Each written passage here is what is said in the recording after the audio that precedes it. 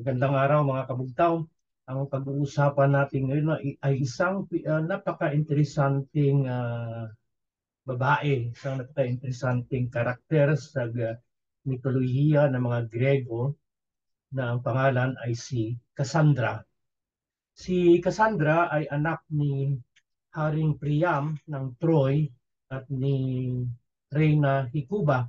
Kapatid siya ni Hector at ni Paris. Kung napanood niyo yung Troy na kung saan si Achilles ay si Brad Pitt, si Hector yung hinamon ni Achilles ni Brad Pitt at natalo si Hector at kinaladkad yung katawan niya paikot sa mga pader ng Troy. No? Si Cassandra ay isang Trojan priestess. Siguro isa sa mga oracle doon. No? Ang oracle ay sinisamiba ng mga Diyos para magbigay ng mga propesiya. Maganda si Cassandra kasi kaya nagustuhan siya ni Apollo, ang Diyos na si Apollo. Hindi si Kibuloy, ha? Hindi ang Diyos na si Apollo. At kaya lang, tinanggihan niya yung mga sexual advances ni Apollo. Kaya isinumpa siya ni Apollo. Ang sumpa niya ay palagi siya magsasabi ng katotohanan. Pero ito yung masaklap. Hindi siya pwede magsinungaling. Katotohanan lamang ang pwede ang sabihin, pero ang masaklap, bahagi ng sumpa ay walang maniniwala sa kanya. Napakasakit, ano?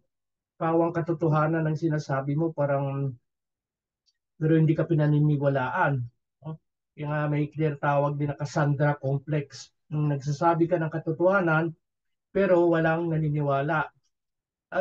Naalala ko tuloy itong sina Carpio, sina Tariela, sina Gibo. Inalok din sila ng mga Diyos nila na mga Amerikano, pero tinanggap nila. Ewan ko kung sinumpa ang mga to, talagang sinungaling lang. Ang ata sa kanila, magsinungaling kayo, ay ito naman ang masaklap. Magsisinungaling sila, pero maraming maniniwala sa kanila. Si Cassandra magsasabi ng katotohanan pero walang maniniwala. Ito naman mga ugok na to ay magsasabi ng kasinungalingan pero maraming maniniwala. Oh, ah, tulad nung ah, nag-withdraw yung Teresa Magbanwa ba yun sa Escuda Show, hindi daw nag-withdraw, nag-repositioning lang. Oo, sabi nga ni Sas Rolando, repositioning 170 miles away to Palawan. And we did not give up Escuda Show. Wala na yun. We lost it already. No?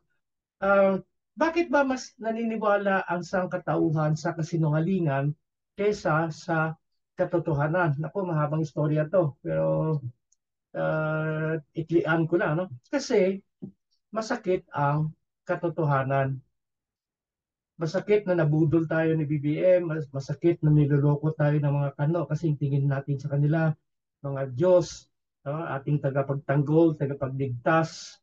Masakit na bobo ka, masakit na pangit ka. Masakit palagi ang katotohanan. That's why we would rather live in a convenient lie. Kasi sabi ko nga doon sa Cinderella Complex, itong mga kasinungalingan na pinapalaganap ng mga ugok na to ay nakakakiliti, nakakapukaw sa Cinderella Complex ng mga Pilipino na inaapi. No? At darating si Prince Charming, mga Amerikano, para iligtas sa ang api, ihango sa kahirapan. Pero hindi yan ang nangyari. No? Ang nangyari, ang mga Amerikano ang siyang naglugmok sa atin sa kahirapan. Na sa first episode ko yan, pero nasa iligay nun. Sabi ko nga baka gagawa ko ng episode na ganyan, pero in Filipino para mas maraming makaintindi kung paano tayong nilapastangan ng mga Amerikano. No? Um, the truth really hurts. Tulad nung nakaraan natin, yung Protagoras, si Socrates na yung nagsasabi ng katotohanan, pero siya pa yung pinapalabas ng mga sofista katulad ni Protagoras na nagsisinungaling, no? At nagtagumpay sila.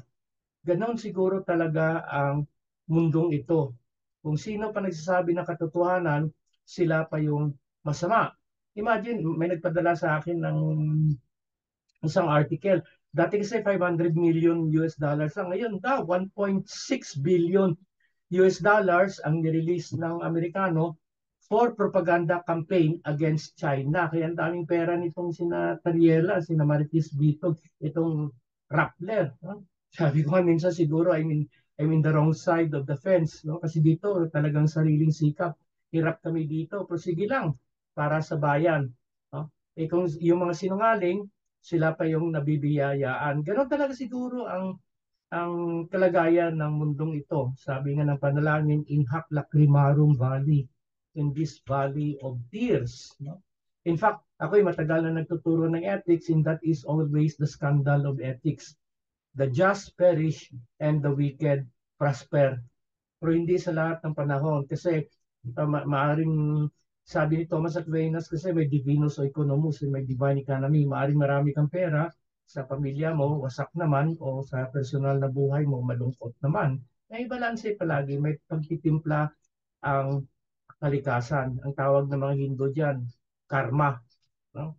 Pero ganun po ang kalagayan ng mundo. Kung sino pang nagsasabi ng katotohanan, siya pa yung hindi pinapaniwalaan. Sila pa yung masama kasi masakit talaga ang katotohanan. Sa susunod na episode ko, bala ko pag-usapan yung konsepto ng mga Grego ng katotohanan. Kasi ang salitang katotohanan sa Grego ay alitaya. Ang napaka-interesting salita ay paliwanag yan later on, no, sa susunod. No, ang hindi pagkubli ng meron ng katotohanan kasi nagkukubli daw palagi ang katotohanan kaya kailangan palabasin. No? Eh, kanina nakikinig ako kay Kamentong sa GTNR, no? Tulad ng sabi daw lumakas ang peso. Sabi ni Kamentong, hindi, nanghina ang dalat. Pero maraming naniniwala, lumakas ang peso, hindi naman totoo. Ang dami, araw-araw sa Kongreso lang makikita natin, no? Ang pambababoy nila sa kaban ng bayan, no? Pero sila pa yung pinapaniwalaan kasi kontrolado ng mainstream media. May napanood ako recently kay Sinoweb Shoot. Basta maganda, pinasa-pasa ko yun. Na kanino ka kakampi sa US o sa China. Lahat, mga kabataan pa, lahat US. Kasi kaibigan daw natin, pinagtanggol tayo, niligtas tayo sa dalawang digmaan, pandaigdig na sila rin may gawa. Sa totoo lang, iniwan niya tayo. No?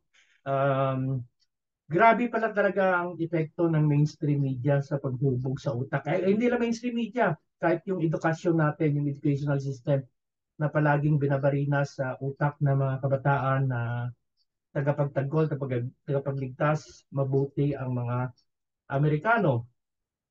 Bata pa lang, sinasabi niyan na ang mga Amerikano ay ating kaibigan, ating alay.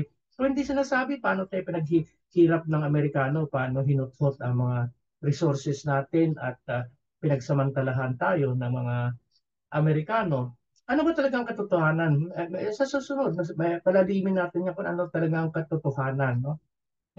At again, mas madaling maniwala sa kasinungalingan kaysa sa katotohanan.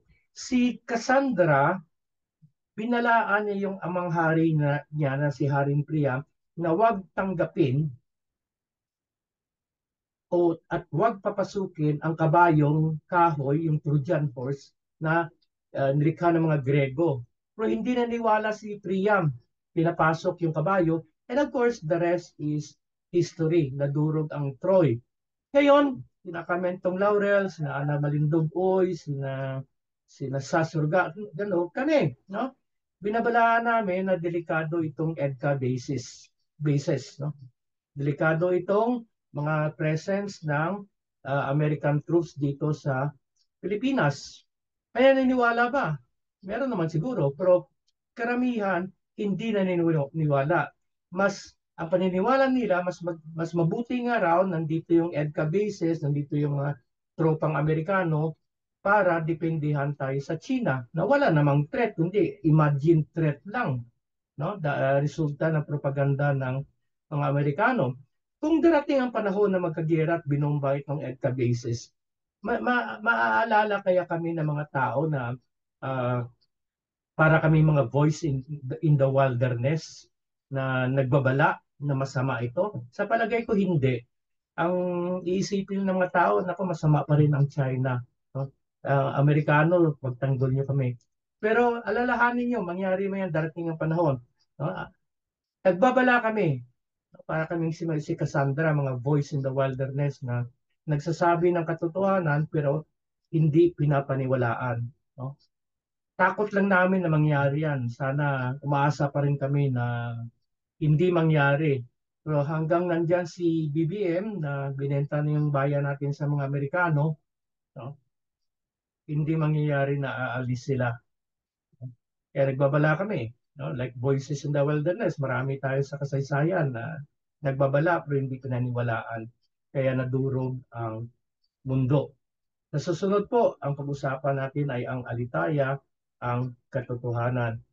Naway ang mga Cassandra sa bansang ito ay at the end of the day magtagumpay na yung sinasabi palagi, I told you so, pero wala na.